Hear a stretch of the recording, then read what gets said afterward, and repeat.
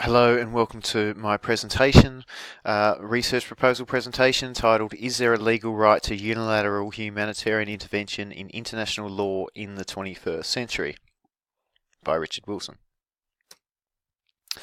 And that pretty much sums up the hypothesis of my research paper, and that is that unilateral humanitarian intervention is not legal under international law.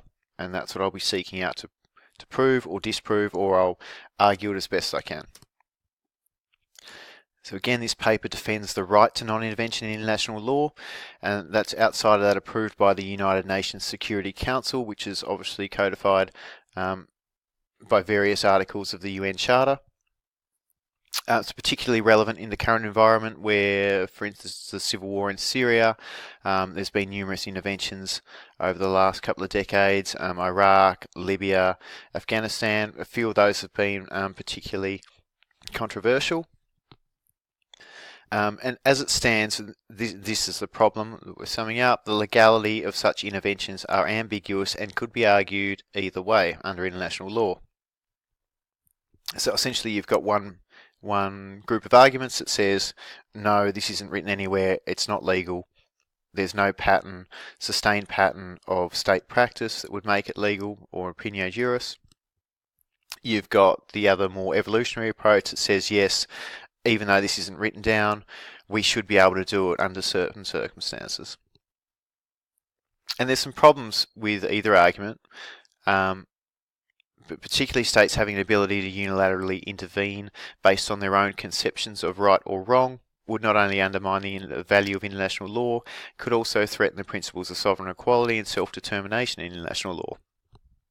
And I've put that as attractive as it seems, to be able to stop injustice in other cultures, it would essentially be legislating imperialism.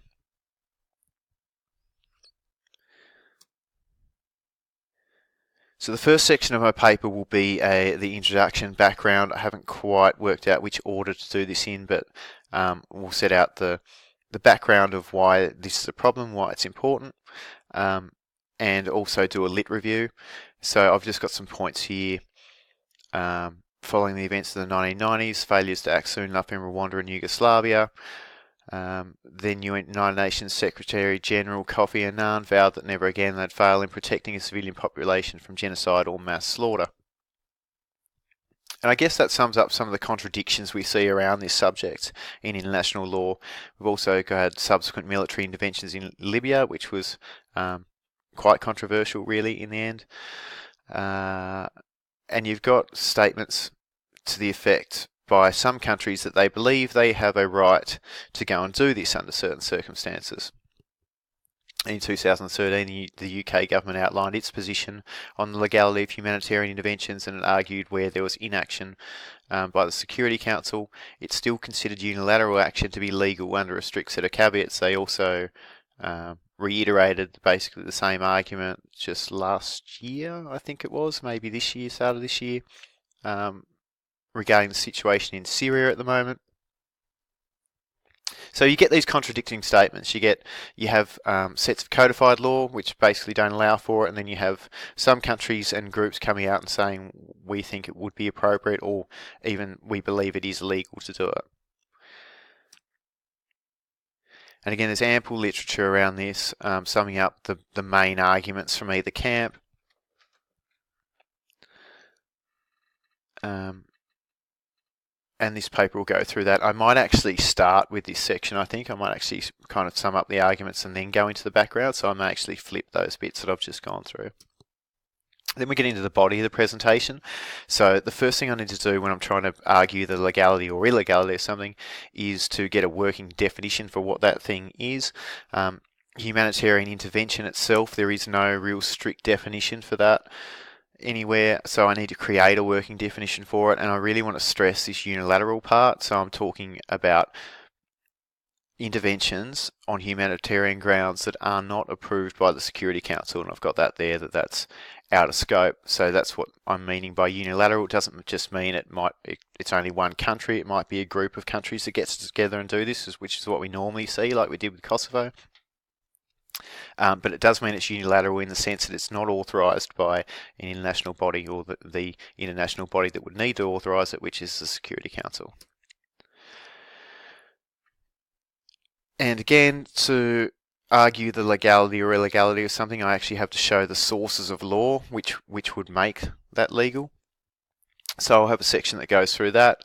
And according to the ICJ Statute of 1946, the sources of international law are international conventions and treaties, so the written law, international customs, so evidenced by general practice accepted as law, and I'll go through that later.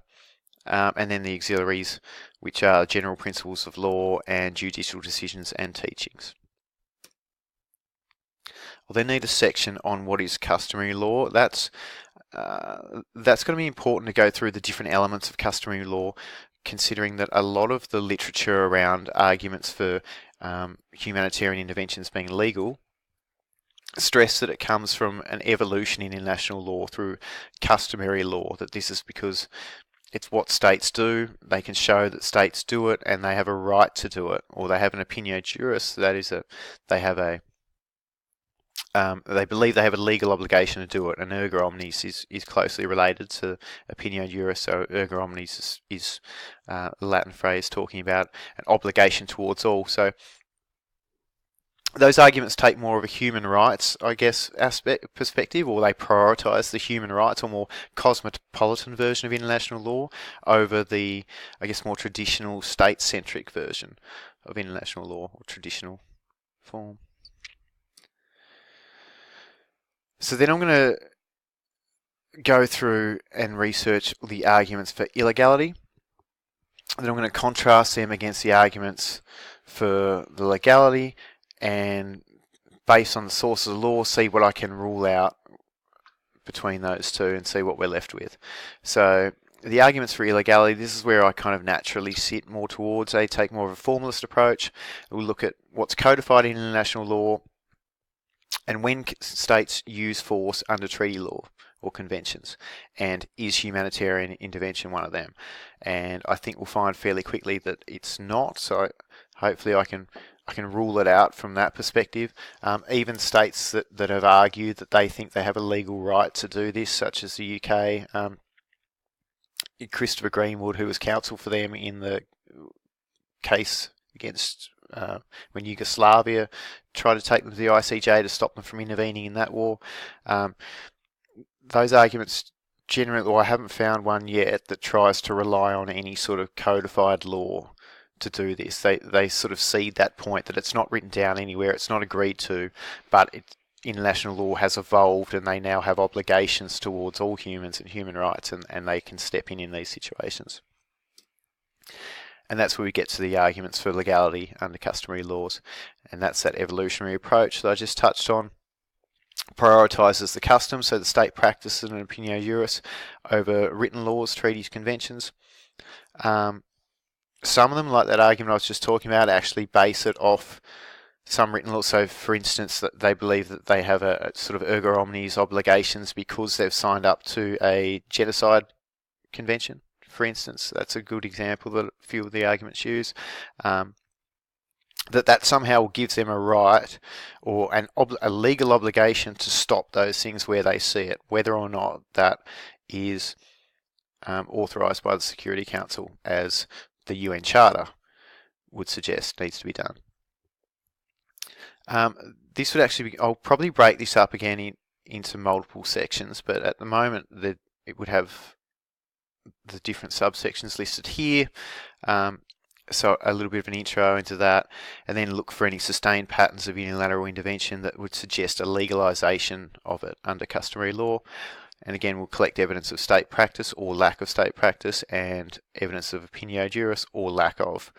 I think that's where you probably start getting into some of the sub-arguments about, you know, why did states choose to unilaterally intervene in Kosovo but not Rwanda, for instance? So why do states pick and choose? And I guess there's counter-arguments against that too, that just because states don't always comply with the law doesn't mean it's not the law.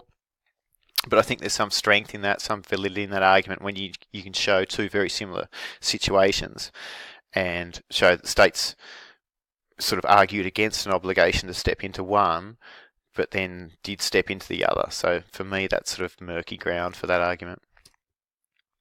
And then I'll go into some of the problems with unilateral intervention and why I hopefully by that stage will have argued that it's not legal under international law. And the big one on that, I guess, is what happens when you let states subjectively decide what's right and wrong in terms of the treatment of people by sovereign states.